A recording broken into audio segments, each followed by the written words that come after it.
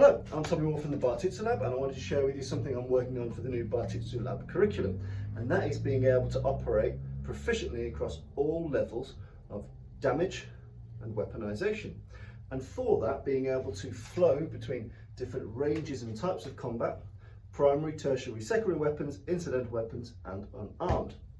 So, to give an example, I want to start to get my students being comfortable with a primary weapon, such as something like this. How to use it, how to not have it taken off you, how to load it, unload it, shoot with it. Moving into a secondary weapon, such as a pistol. Again, firing practices, retention practices, how to move with it, how to take it off someone, how to retain it. These are important facets. Tertiary weapons, so blades and bats and other weapons of design. Again, how to use, where to use, how to retain, and how to acquire it off someone that already has them. And incidental weapons, such as this pen, how to take something that's already on your person, already on their person, or already in the environment, and use that in a weaponized way. And only if all of those options suddenly become unavailable to you, how do you move your way through the unarmed matrix. And again, how to move from an immediate unarmed response into an incidental weapon, which may allow you to acquire a tertiary weapon, which may allow you to acquire a secondary weapon, which then may allow you to acquire a primary weapon, like so.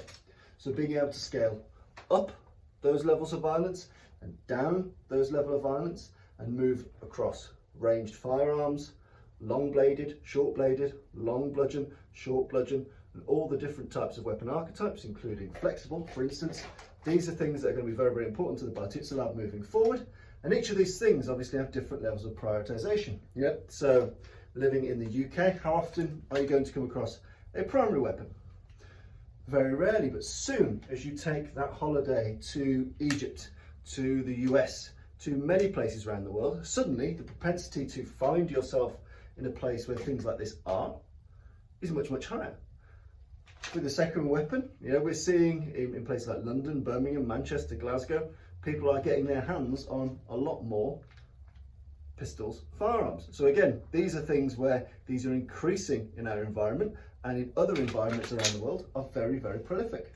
The key weapon of our environment in the UK at least is the blade or the bludgeon. So again, these take up a high proportion of our attention because for the vast majority of the time, these are the things we're going to likely come across. Incidentals are very, very important because everywhere you go, in every environment, there is something that you can weaponize, something you can keep on you to weaponize, take from someone to weaponize, or acquire from the environment to weaponize. And then finally, a very, very important thing is how to use these, how to use the mitts that God gave you, because you've got these on you at all times. So if you neglect these, if you cannot use these effectively, your ability to get to and access everything else, should you need it, is much, much, much less effective. So again, you need to make sure, as a high priority, the thing that you always carry, your everyday carry, your absolute everyday carry, are your mitts. So one thing we're working on is being able to go up the levels of violence and down the level of violence. How can you use an incidental weapon such as a pen to acquire a tertiary weapon such as a knife? How do you use a knife to acquire yourself a secondary weapon such as a pistol? So again, being able to move upwards and downwards in that scale is very, very important, and that's why I'm working with instructors like Brett McKenzie and others to understand the different ranges and help synthesize those together for the curricula that I'm working on for the Bartitsu Lab. So hopefully you found that interesting and a bit of an insight into how I'm moving modern Bartitsu where I'm concerned, and how that's evolving and how that's shaping, and how I'm trying to make that as holistic as possible, both in the unarmed senses, so moving from striking, grappling, fence, preemption, verbals, through to bladed and blunt cold weapons, to hot weapons, and everywhere in between. And I think only if you've got all of those different elements can you truly consider something holistic. And I'm aiming for something truly holistic. So that's the end goal, that's the end vision. There are different levels where I'm at in all of those areas, but I think I'm making it my goal as part of the Bartitsu Lab to get to a high level of proficiency across those areas, provide a robust and usable curriculum for people.